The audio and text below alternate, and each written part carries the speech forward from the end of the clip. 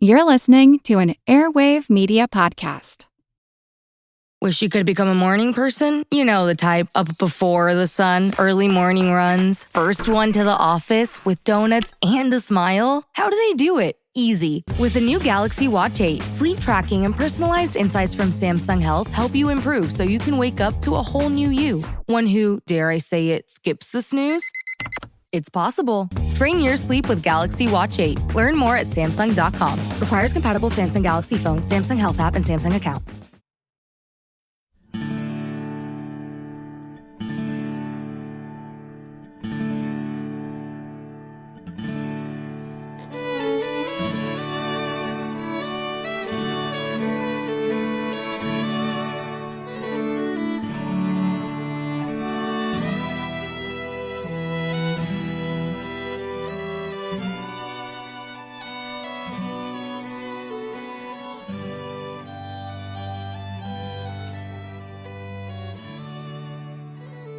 Hey everyone, welcome to the 506th episode of our Civil War podcast. I'm Rich. And I'm Tracy. Hello, y'all. Thanks for tuning into the podcast. Sorry we kind of dropped off the radar for a few weeks, but we had a bit of a perfect storm going on of health issues and family stuff and some work craziness thrown in for good measure. So, yeah, life necessarily took precedence over the podcast for a while, but we're carving out some space today to get this new episode out to you guys and continue setting the stage for the start of the Atlanta campaign. As y'all will recall, with the last episode, we talked about William Tecumseh Sherman's Meridian raid out in Mississippi, and in connection with that, how the Federals at Chattanooga were supposed to keep the Confederates in northwest Georgia occupied so that they couldn't detach any troops to send against Sherman. And so, while Sherman marched across the state of Mississippi to Meridian and then back to Vicksburg, the Federals sortied from the Chattanooga area and conducted a big reconnaissance in force into northwest Georgia against the Confederates holding Rocky Face Ridge.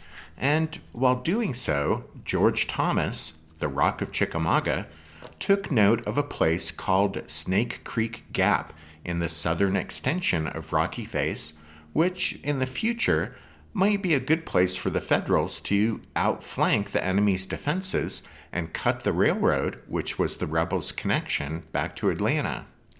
We also talked about Braxton Bragg's elevation to serve as Jefferson Davis's chief military advisor in Richmond, and how John Bell Hood arrived in Georgia and was given command of a corps in the Army of Tennessee. With the benefit of hindsight, we can see that both those developments boded ill for Army Commander Joe Johnston, who was already butting heads with Jefferson Davis when it came to strategy. The mistrust between Davis and Johnston, and Hood's angling to displace Johnston, would only add to the challenges faced by the Confederates in North Georgia in the spring of 1864. Once the Atlanta campaign kicked off, the trust between Grant and Sherman and between Grant and Lincoln meant that federal military operations wouldn't be impacted by the kind of chronic dysfunction that existed on the Confederate side. As it turned out, the Confederacy would pay a very high price for those divisions that widened and that scheming that worsened during the course of the campaign. When Ulysses S. Grant was given command of the military division of the Mississippi, he made sure Sherman was elevated to the top spot in the Army of the Tennessee. Then, in March of 1864, when Grant was promoted to lieutenant general and went east to serve as general-in-chief of all the Union's armies, he made sure Sherman was given command of the military division of the Mississippi. And so, in stark contrast to the messy state of affairs on the Confederate side, on the Federal side, the elevation of Grant's trusted friend Sherman to command all the Yankee troops in the Western Theater guaranteed that there would be close and cordial cooperation between the new Union General-in-Chief and the officer who would direct the spring campaign in Georgia.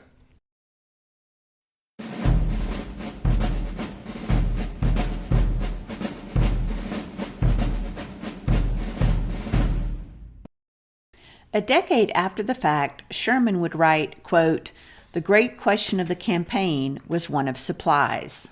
Sherman, a former supply officer, would have been well aware that logistics had determined the outcome of more military operations than any other single factor. And so, once he assumed command of the Military Division of the Mississippi on March 18th, Sherman went to work to provide the men and animals of his command with the supplies they would need for the upcoming spring campaign. Fortunately for the Yankees, Sherman was able to build on the sound logistical work that Grant, another former supply officer, by the way, had begun during the earlier part of the winter. In the 7 weeks between the time Sherman ascended to his new post and the opening of the campaign, he managed to accumulate enough supplies to last the spring and summer. His success in this preliminary effort went far to determine the outcome of the campaign, even before the first shot was fired. As he wrestled with what he later termed, quote, "the troublesome question of transportation and supplies," Sherman found himself facing two great logistical problems. The first was that he had to provide adequate quantities of food, forage, shoes, clothing, medicine, ammunition, and all the other items that an army of 100,000 men and 35,000 horses and mules would need to sustain itself in the field. Sherman's second problem was to move those supplies from his big base at Nashville to his forward depots and then on to the troops at the front. The first problem turned out to be no problem at all. Throughout the war, the federal government almost always provided amply for its armies, and all during the winter and spring of 1864, a steady stream of supplies of all kinds flowed into Nashville. By early May, the government warehouses in the Tennessee state capital and down in Chattanooga bulged with more supplies than Sherman's troops would need for 4 months of active campaigning. Sherman found the second problem much more complex and difficult. You see, during the first year or two of the war, the Federals found that the great rivers in the Western Theater, the Ohio, Mississippi, Tennessee, and Cumberland rivers, had served as handy lines of transportation, communication, and supply leading through the Upper South. However, that story would change once the Federals moved beyond Chattanooga. To get supplies to his men once they had moved into the region south of Chattanooga, Sherman would have to find some other means of transportation. Fortunately for the Yankees, another way of moving the material for Sherman's force was available. From Nashville, 2 lines of railroad tracks climbed up across the hills to Chattanooga. One, the Alabama and Tennessee Railroad, ran directly south to Decatur, Alabama, where it connected with the Memphis and Charleston, which ran east to Stevenson, Alabama. The second rail line, the Nashville and Chattanooga, ran southeast from Nashville directly to Stevenson, where it joined the Memphis and Charleston before it continued on to the east. Together, those 2 rail lines would enable the Federals to move supplies from Nashville to Chattanooga, if they had enough locomotives and freight cars to do the job, and if the tracks were not torn up and the bridges weren't destroyed by Confederate raiders. The 30-mile stretch of tracks between Stevenson and Chattanooga, which included the big bridge over the Tennessee River at Bridgeport, Alabama, was potentially a bottleneck. But in any case, in addition to those railroads, the Yankees, if they were lucky, would sometimes find the Tennessee River high enough for small boats to bring supplies as far forward as Chattanooga.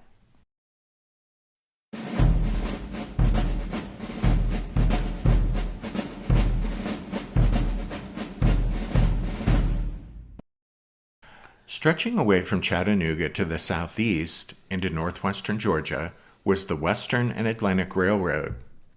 The state of Georgia owned the line, having built it in the antebellum period to promote economic development in the region, which was recently opened to white settlement between Chattanooga and Atlanta, and also to draw through Georgia some of the trade to and from the Mississippi Valley. Most importantly for our story, in the spring and summer of 1864, the Western and Atlantic would supply from different directions both the Federal force invading Georgia and the Confederate Army defending it. In late 1863, almost immediately after he'd secured his hold on Chattanooga, Ulysses S. Grant put troops to work repairing the rail lines connecting that city to Nashville. Under the direction of Brigadier General Grenville M. Dodge, later the builder of the Union Pacific Railroad, Yankee soldiers repaired or relayed the 102 miles of track and rebuilt 182 bridges between Nashville and Decatur, Alabama. Late in January, Grant tapped Colonel Daniel McCallum to supervise the railroads in the military division of the Mississippi, a post the capable McCallum would retain when Sherman succeeded Grant. McCallum created a Department of Transportation directed by Colonel Adna Gardner and a Department of Construction under Colonel William Wright. Anderson was to be responsible for the daily operation of the railroads that would supply Sherman's force as it advanced from Chattanooga, while Wright would be responsible for keeping the rail lines repaired. To ease Anderson's job, Sherman closed the railroads south of Nashville to civilian traffic and ended the policy of providing food to civilians who lived in the vicinity of army camps. When his actions drew howls of protest from several important political figures, including Abraham Lincoln, Sherman bluntly responded, quote, "The railroad cannot supply the army and the people too. One or the other must quit." Sherman also secured permission from federal authorities for McCallum to seize and retain all trains arriving in Nashville from the north. As a result, within a short time, thanks to this drastic hijacking measure, McCallum was able to dramatically increase the number of locomotives and freight cars rolling south to Chattanooga each day.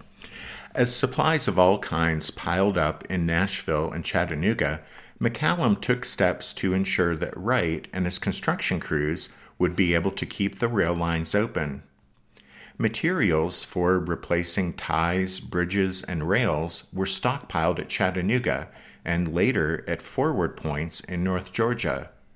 Special trains loaded with such materials and construction crews stood ready to move to any point where nature or the rebels might damage the tracks. Sherman thought the railroads behind the lines in Tennessee and northern Alabama were so important that he tasked an infantry division along with detachments of other troops to guard them. Fortified blockhouses were built to guard important bridges, and in Kentucky and Tennessee, Sherman relied on thousands of troops called up for 100 days of service. Those units raised in Ohio, Indiana, Illinois, Iowa, and Wisconsin freed up veteran soldiers for frontline service. Sherman's preparations paid handsome dividends in the spring and summer of 1864. Yankee track crews behind the lines quickly repaired any damage the rail lines suffered, and as the Federal forces swept southward, Wright's men swarmed in their wake, repairing, rebuilding, or replacing tracks, ties, roadbeds, and bridges. Right behind the construction crews came the locomotives, pulling cars filled with supplies, so that rarely did more than a day or two elapse between the occupation of an area by Sherman's advancing troops and the arrival of trains loaded with food and ammunition. In the end, the great story of Federal logistics during the Georgia campaign was that there was no story, because neither nature nor the Confederates ever seriously interrupted the flow of supplies to Sherman's force. During the summer, rebel soldiers came to complain that it was no use to destroy the railroad, since the Yankees seemed to not only carry new rails and ties, but also extra bridges and tunnels. And so the railroads behind the lines and the Western and Atlantic would keep Sherman's force supplied as it advanced, which was a good thing, but the Federals' reliance on the Western and Atlantic was also a limiting factor, since Sherman's dependence on it limited his strategic options once he and his men entered the rugged region immediately south of Chattanooga. As he advanced toward Atlanta, Sherman could never stray far from the Western and Atlantic, since it was his sole line of supply. Sherman further limited his ability to maneuver by ordering drastic reductions in the number of wagons that accompanied his advancing troops.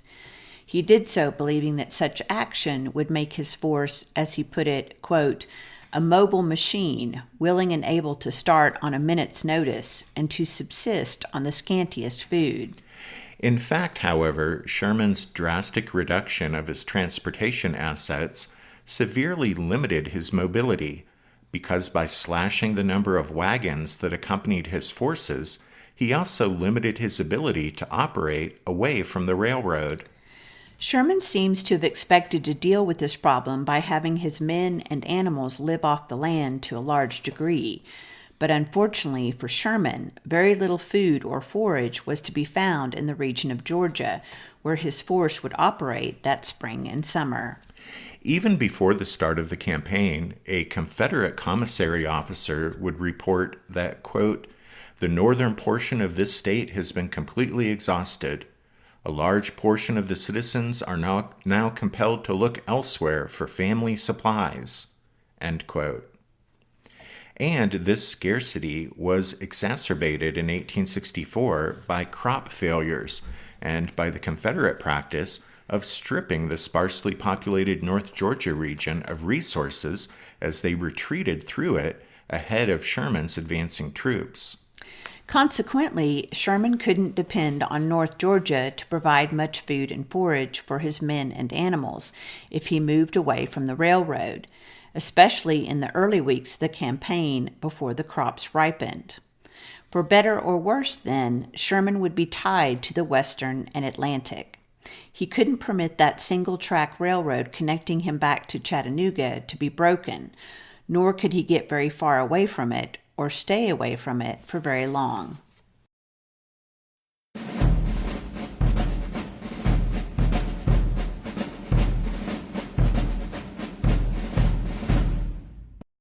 No one should have to choose between their own safety and their pets. But nearly half of domestic abuse survivors delay leaving because they can't bring their pets with them. Purina is helping to create more pet-friendly domestic violence shelters through the Purple Leash Project, so survivors and their pets can escape and heal together. Visit Purina.com/purple to learn more. Finished training for the day? Time to fight post-workout fatigue with Core Power Protein Shakes. They're packed with 26 grams of high-quality protein to build muscle and electrolytes to help hydrate. The nutrition you need to help your body replenish, rebuild, and repair post-workout so you can power on to the next one. Champion your recovery with Core Power. Visit corepower.com to learn more.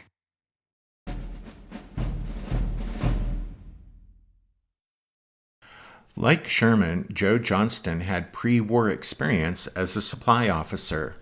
In fact, he'd served as Quartermaster General of the U.S. Army in 1860 and 61 before following his native Virginia into the Confederacy. He understood the importance of logistics, and that even if the Confederacy lacked the North's capability to produce and transport vast amounts of supplies and equipment, there were nevertheless several local factors that lessened those disadvantages. For one thing, Johnston had only 45,000 men at Dalton to feed and clothe. For another, most of his troops were camped within a few miles of his headquarters in Dalton and could, therefore, draw supplies from the railroad relatively easily. Sherman, by contrast, had to provide daily supplies for forces scattered from Knoxville to Chattanooga to Decatur to Nashville. When it came to forage for his animals, Johnston sent many of his horses and mules 30 or 40 miles south to winter along the Coosa and Etowah rivers.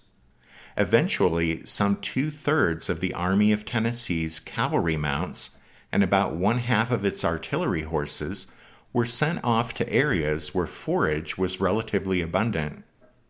This greatly reduced the quantity of supplies that needed to be transported up the railroad to Dalton. And Johnston, unlike Sherman, didn't have to worry about protecting a railroad running through several hundred miles of nominally hostile territory. In addition, the Confederates could rely on steamboats to bring supplies from central Alabama up the Coosa River to the railroad at Rome, Georgia, and even in the case of at least one small boat, on up the Oostenaula River to Resaca. The Western and Atlantic connected Johnston's army at Dalton with Atlanta. The rail network below Atlanta connected the city with such industrial centers as Macon in central Georgia, Columbus and Montgomery to the southwest, and Augusta to the east, as well as the bountiful agricultural areas of eastern Mississippi and western Alabama, which sent all sorts of foodstuffs to the rebel troops at Dalton. As we touched upon previously on the podcast, when Johnston arrived to take command of the Army of Tennessee, his most serious logistical challenge was to get supplies from Atlanta up to Dalton over the tracks of the state-owned and operated Western and Atlantic. When Johnston arrived at Dalton, he found the army in need of food, ammunition, blankets, shoes, and clothing. He quickly determined that the shortages stemmed chiefly from too few locomotives and freight cars operating on the Western and Atlantic. Therefore, on January 12th, Johnston informed both the Confederate War Department and Georgia Governor Joseph Brown that he'd have to abandon Dalton and fall back toward Atlanta unless the railroad could bring him more supplies. Jolted by Johnston's warning, the Confederate authorities and the governor acted quickly to accelerate the delivery of supplies to the army in North Georgia. The War Department managed to pry more cars and locomotives from other lines and transfer them to the Western and Atlantic. State officials wasted no time shaking up the railroad's operations to improve the delivery of supplies to the army. By late January, Johnston was able to report that the railroad was then meeting the daily supplies of the army, and he would be able to begin accumulating a stockpile of supplies. And so, after the start of the campaign, as long as each commander, both Johnston and Sherman, could prevent the other from interrupting his line of supply, his troops wouldn't suffer from a shortage of food or ammunition or other supplies. During the campaign, the tracks of the Western and Atlantic would adequately supply both the Federal and Confederate armies and draw them inexorably toward Atlanta.